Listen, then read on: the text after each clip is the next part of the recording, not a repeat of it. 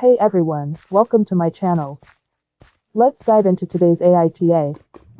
Am I the a-hole for refusing to pay for my daughter's college after she secretly reconnected with her estranged mother? I, 48M, raised my daughter, Lily, 18F, mostly on my own. Her mother left when Lily was just 5 years old. It wasn't a clean break, there were addiction issues, emotional abuse, and a lot of chaos.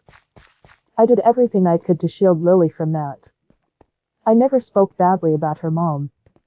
I just told her the truth, that her mother wasn't safe to be around. I worked 2 jobs. Missed vacations. Skipped hobbies.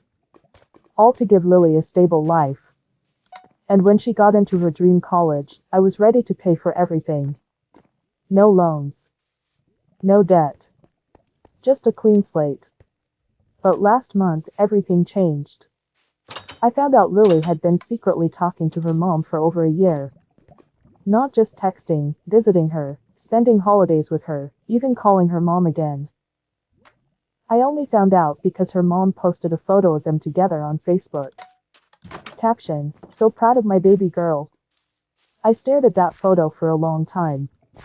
It felt like betrayal. When I confronted Lily, she said she didn't want to hurt me.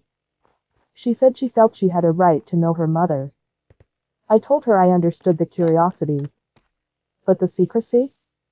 That cut deep. So I made a decision. I told Lily I wouldn't be paying for college anymore. She was stunned. She said I was punishing her for wanting a relationship with her mom. I said I wasn't punishing her, I just didn't feel like sacrificing my financial future for someone who didn't trust me enough to be honest. I told her, family is built on trust. If you want to be independent in your choices, you can be independent financially, too. Now, my sister says I'm being petty. My best friend says I'm setting boundaries. And Lily's mom, of course, says I'm emotionally abusive. Lily is scrambling to apply for loans. She's barely speaking to me. And I feel like I've lost her twice. Once when her mom left. And now again. But here's the thing, if I cave now, am I teaching her that betrayal has no consequences? That she can lie to me, hide things, and still expect unconditional support? I don't know if I'm doing the right thing. I love my daughter more than anything. But love doesn't mean being a doormat.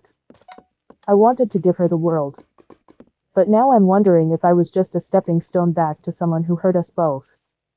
I'm not angry that she wanted to reconnect. I'm hurt that she didn't trust me enough to tell me. And maybe that's the real heartbreak. So, AITA for pulling financial support after my daughter secretly reconnected with her estranged mother? Or am I just a hurt father trying to protect himself? Let me know what you think in the comments. Was he too harsh? Or was this a necessary boundary?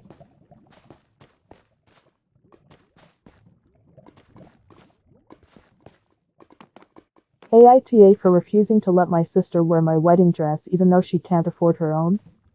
I, 30F, recently got married, and the dress I wore is one of my most cherished possessions. It's a custom-designed gown with intricate lace that I spent months working on with a designer. It's more than just a dress, it's a physical representation of the happiest day of my life, a beautiful symbol of my new beginning. My younger sister, Chloe, 27F, is getting married soon, and she's really struggling to make ends meet. She came to me a few weeks ago and, looking a little withdrawn and nervous, asked if she could borrow my wedding dress. I was completely blindsided and immediately said no. I explained that it's irreplaceable, and I'm terrified of it getting damaged. The thing is, Chloe has a history of borrowing and ruining things. She borrowed my favorite designer bag for a party, and it came back with a huge wine stain. She once spilled a whole glass of red wine on our mom's antique living room rug. I know she wouldn't do it on purpose, but her track record makes me nervous about something so precious. When I refused, she became visibly upset.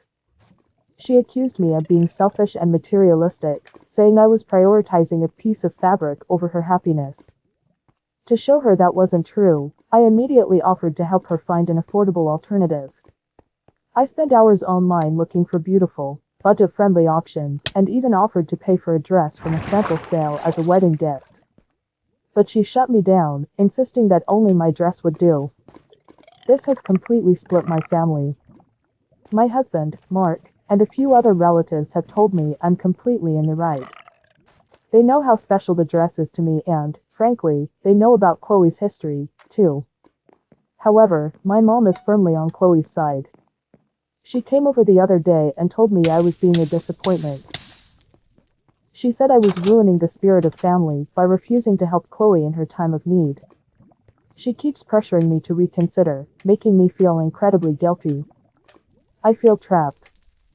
I love my sister and I want her to have a perfect wedding, but I simply cannot bring myself to risk losing a dress that means so much to me. So, am I the asshole for refusing to let my sister wear my wedding dress, even though she can't afford her own?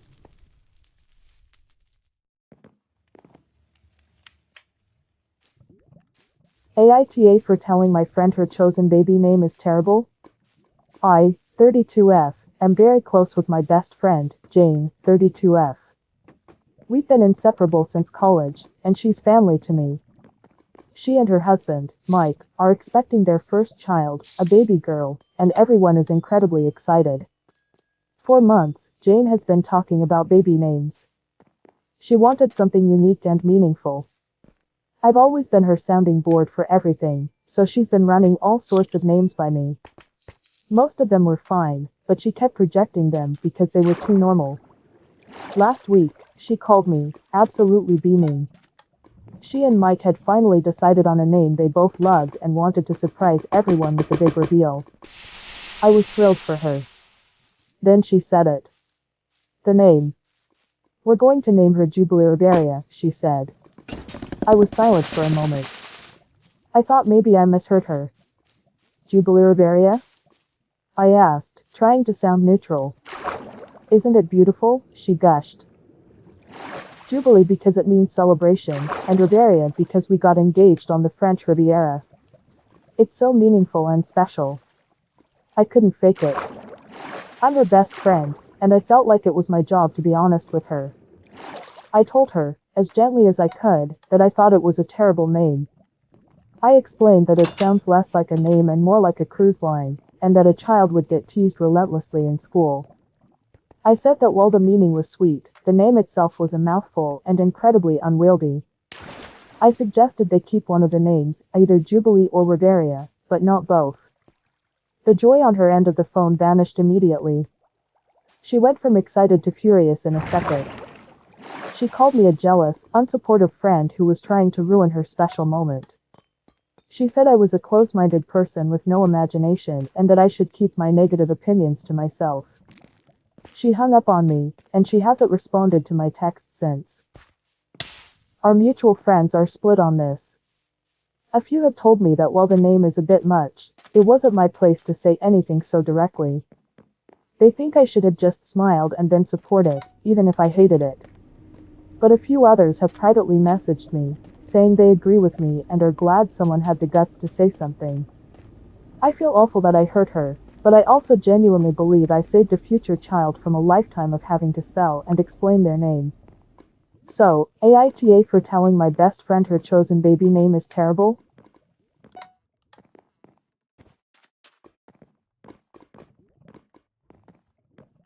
AITA for telling my estranged sister and parents that her kids are not my problem? I'm 32F. 7 years ago, I was married to a man I thought I'd grow old with. We were expecting our first child. I was 5 months pregnant when I miscarried. It was the kind of pain that doesn't just break you, it rewrites you.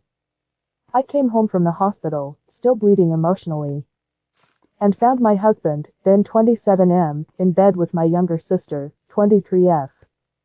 She didn't cry. He didn't apologize. They just stared at me like I was the one interrupting something. She got pregnant. They moved in together. And my parents? They told me to be mature.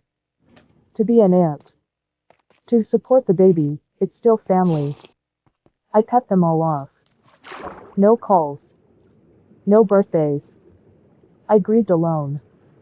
Then I rebuilt. New city. New job. Eventually, a new love. I married again. I found peace. I found joy. Then last month, my sister reached out. She's 30 now. She had a stillbirth. Her husband, yes, the same man, cheated again. She's living with our parents. And suddenly, they're calling me, begging me to be there for her. To think of the children. To forgive. I told them. She and her kids are not my problem. Now they say I'm cruel. That I'm punishing innocent children. That I'm holding on to hate. And now I'm wondering, am I punishing someone who had no part in the betrayal? Am I letting my pain become a wall that keeps out someone who might need me? What would you do if you were me? Would you protect your peace, or open the door to a child who never asked for this? Drop your thoughts in the comments. And if you've ever had to choose between healing and family,